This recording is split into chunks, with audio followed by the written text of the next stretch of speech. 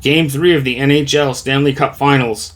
Are the Edmonton Oilers going to make this a series, or are the Florida Panthers going to get one step closer to their first cup in history?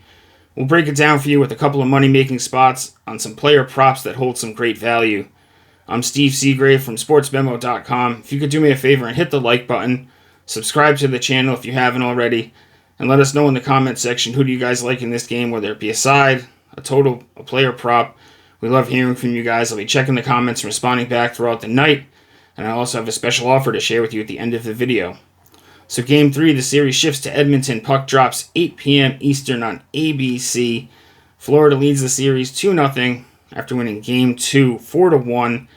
A couple of Evan Rodriguez goals finished the Oilers off in that one. They lose the game 4-1 despite scoring first in the game. We saw the Panthers score 4 straight goals, put them away. They've been dominating the series so far. But despite that, with the series going to Edmonton, we see the Oilers sitting at negative 130, negative 140 on the money line, depending on where you look. Panthers plus 120, and the same total we've seen in every game in the Cup so far, 5.5. I lean towards the Oilers bouncing back here. I liked them coming into the series at plus money to win the series. I can't necessarily make it an official play at this price, but they've been strong at home in the postseason, 6-3 record. Their special team still elite, great on the power play, obviously, but the penalty kill. They watched the Panthers actually snapped a 34 straight penalty kills by the Oilers last game with one of those Rodriguez goals, but still 93% in the postseason on the penalty kill, which is number one, obviously, in the NHL. McDavid and company, I just think there's too much pride on the line here. I just think that at home, I think that we see the Oilers bounce back. And with that, I would lean towards the over as well. Despite what we've seen in the first two games, we saw 5 goals in the last game. Granted, one of them was on an empty net, but I think the Panthers still do their part. And with me liking the Oilers winning, I think we get up and over the number here. I think game 1 we only saw 3 goals. One of them was an empty net. So the polar opposite of what we saw in the first 2 games of the series with the Oilers and going over, but we see that happen all the time in sports gambling. But for this video, we're going to be going with a couple of player props. In the first one, we're going to go Connor McDavid, over 3.5 shots on goal, negative 110.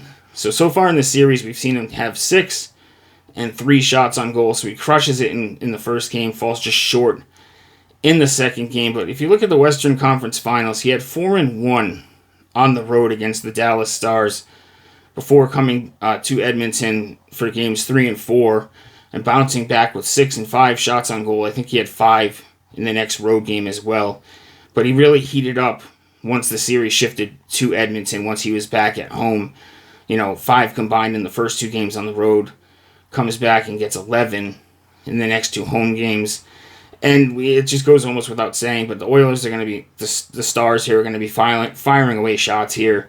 They obviously don't want to go down 0-3 in this series, so I think McDavid takes a lot of the onus on himself and takes plenty of shots and tests the goaltender for the Panthers here. So we'll go over for McDavid shots on goal on the first one, over 3.5.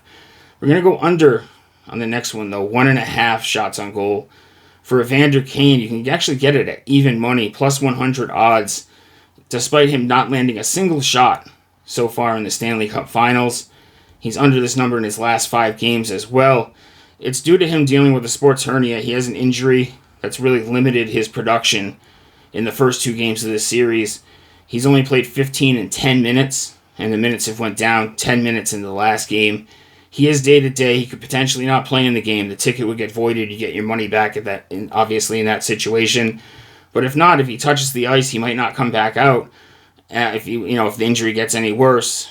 And at plus 100, he hasn't landed a shot on goal yet. Even if he sneaks one in, we still cash the ticket. That's my favorite play for the video, guys. We're going to go Evander Kane, under 1.5 shots on goal. But if you want my top NHL play, my client play, it's over at sportsmemo.com. It's packaged up with an MLB play as well as a WNBA play. We started out piping hot in the NHL. Cooled off a little bit recently, but we're still doing well. Up 8 units in the postseason. Proud of our work in the NHL so far in the postseason. And you can get a 7-day all-access pass right now. No promo code necessary. Only $64 over at Sports Memo. Breaks down to $9 a day.